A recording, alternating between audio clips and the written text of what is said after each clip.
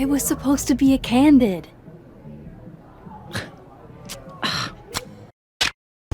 Fantastic!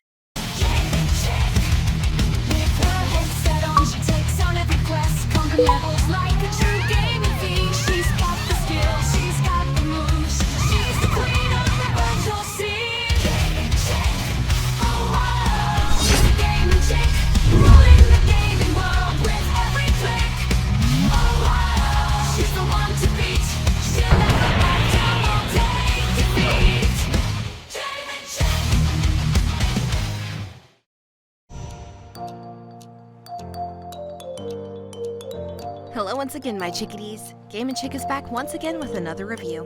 Before we get started, I'd like to give a big thank you to the kind folks over at Square Enix for providing me with a review copy to make this review possible. Thank you so much! So now with that having been said, onwards we go.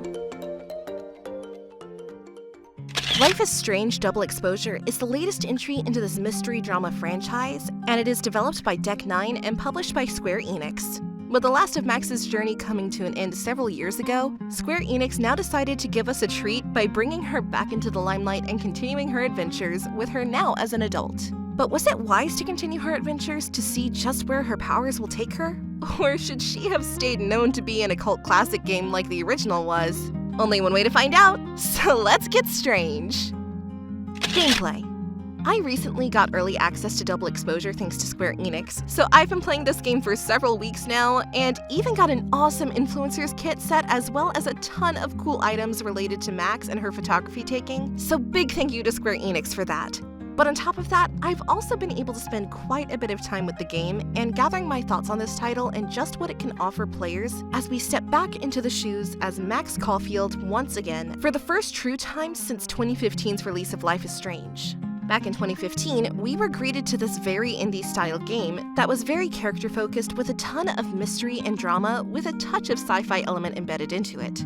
It felt very Telltale-like in the sense that your actions and decisions affect the story and people around you directly, which can turn a normal situation into a gravely dangerous one that is felt for the rest of the game. It was very emotionally driven and only elevated further by our main characters like Max and Chloe, alongside the abundance of side characters who add to the story.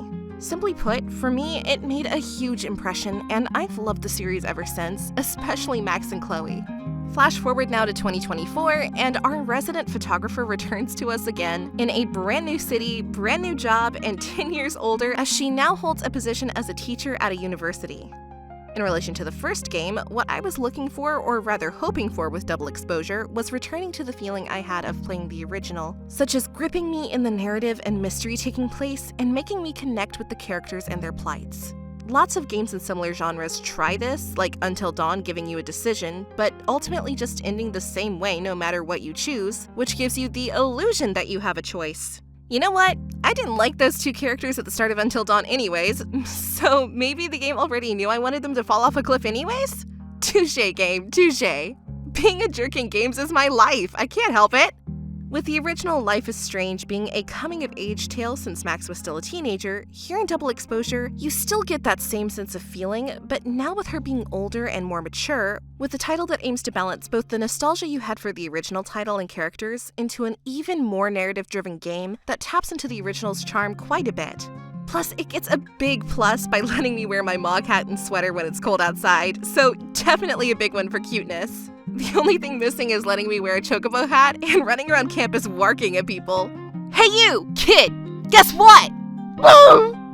My scaring people on campus antics aside, being able to follow Max, who is now into her 20s, we find out that she really hasn't changed all that much, with still being very awkward and goofy, but this time facing challenges that come with being an adult while trying to deal with the grief that still comes from Chloe's death from one of the branches to choose from in the original Life is Strange. While it hurts for the devs to put us into the Chloe is dead timeline, it does, however, add a certain nuance to Max's character that makes me very relatable and adds a little bit more depth to her character than there would be if her life was just some happy-go-lucky life since we last left her. But now here in Double Exposure, due to her trying to push forward in her life and leave her old hometown behind, it gives you a more personalized perspective of the journey she is on, which I honestly prefer. Why can't more games take this approach instead of changing every dang character for the sake of shock value, and then playing a round of golf? If you know, then you know. I'll leave it at that. Tough and decisive decision-making are the staple of Life is Strange, and one that creates big incentives on its replayability, and once again that holds up here in Double Exposure with conversations with characters and people you interact with, feeling like real conversations with a character with a properly written narrative, rather than just an NPC that responds to predetermined questions the system wants you to pick. It's not just picking a correct response and it having no bearing on what's taking place, or doing something for the sake of doing it, like myself, still running around in traumatizing college campuses. Kupo! Kupo! Kupo! My point being with interactions like trying to flirt with the bartender Amanda by finding out what she likes, by searching the bar and talking to people to get hints as to what she's into, to get a perspective on what choices to make, or you can just go into a conversation with her with no info and make a fool of yourself and change the trajectory of that relationship right away due to your choices. The same goes for all of Max's other friends with their relationships, which you can either strengthen your relationships with them by going with them on a trip to a rundown building for some high-quality picture taking, making split-second decisions by splitting timelines and helping a friend stay out of jail, befriend another teacher and mentor only to say the wrong thing to another student and completely ruin your relationship with them and damage future choices made with them, which ultimately leads to their firing from the university. It's pretty crazy and leads to some very interesting developments. Unlike mine and my further antics on this large and open campus. Excuse me, do you have a moment to talk about our Lord and Savior Genova? Each chapter in this game feels condensed, with each specific chapter taking anywhere from 2 to 3 hours to complete, due to the game not performing on the cardinal sin and the bane of my existence by using filler to pad the game. Thank you! I have to say, it's about damn time. So many games do this to me, and it triggers me just as much as the Albed trigger Waka in Final Fantasy X. Much like the original Life is Strange, Double Exposure uses its plot points via conversations with people to move the plot forward, alongside a messaging system that lets you check text messages and messaging boards to see what others are saying about you, themselves, or to you. It's up to you whether to respond or not to influence that decision as well, which can lead you to circumstances that show the new variety of characters in this game. Brand new ones not seen in the previous entries are just as fleshed out as ever, with each having their own bad histories or flaws, and allow you to appreciate a story that deals with personal loss, anxiety, grief, and even makes you appreciate just being around your friends due to the slice of life that the game always throws at your feet. It can be cheesy at times with its humor or style, sure, but I like my cheese, so bring on my constipation. There's nothing some good old X-Lax won't fix. While the story for myself constantly stays captivating with the great line delivery and small details for facial expressions by characters feeling uneasy, worried, showing disapproval while remaining silent, and the plot twist that literally made me say holy shit when something happened, the highlight still remained Max's brand new powers that allows her to travel between 2 parallel realities, one that has her and all her friends happy and well, and a darker reality where everything changed by the murder of her best friend. The real reality is the one where her friend was found murdered, much like her previous best friend Chloe, who had died in Life is Strange, and once again history repeats itself to the point where after 10 years, she feels she has to use her powers again, but when doing so, realizes they have definitely changed from time stopping or going back in time, and instead allows her to jump between what is and what could be. By being able to hear conversations from both realities, you as the player must hop in between both parallel universes to find evidence, talk to people that might be dead in your world but alive in another, solve puzzles like putting together a machine for your friend in an opposite reality where it hasn't happened yet, but have it appear in another one at the same time, much to the confusion of the others around you.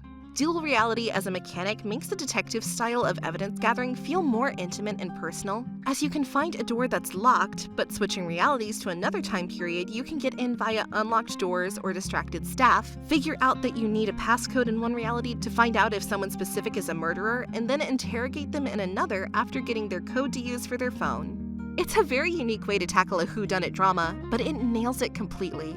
Speaking of nailing, these dang college kids won't be my friend. So fine, I'll take your picture and say cheese and die! Welcome to Goosebumps lore, you dumb kids!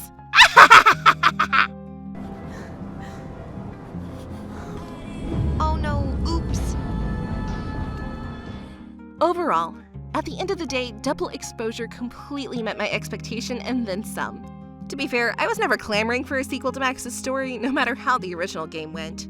I feel like a lot of things should start sticking to one condensed story that can stand the test of time rather than peter out with unneeded sequels. However, with Double Exposure, it ended up being the sequel I never knew I wanted, and it ended up being a positive for it. Sure, not all is perfect, with some characters, while having great animations, making it pretty obvious they're up to no good by the way they overreact to situations that might not call for it, or some story beats being able to be telegraphed a little bit because of some narrative cliches that is seen in nearly all mainstream entertainment. However, with an overall great story narrative that has you engaged and care for the characters as the story progresses, makes you guess at every turn of finding out the truth of the killer, and the twists that take place that make you question if you've taken the right path, super fun dual reality mechanic that lets you see two different dimensions at once to see how things could potentially play out should you do something way differently, and a return to form for our girl Max, who is just as great now in adulthood as she was in the original title when she was a teenager.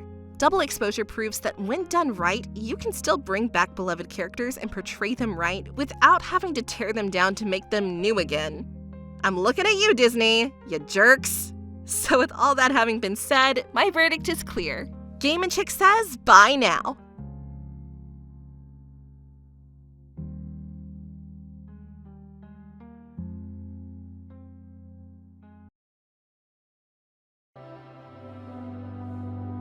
Hey, look. She took one more photo. Sneaky girl.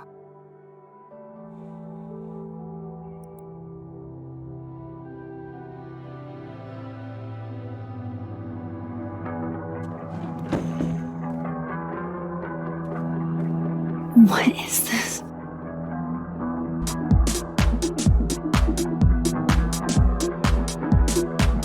Max, you... Let me explain. Or try to.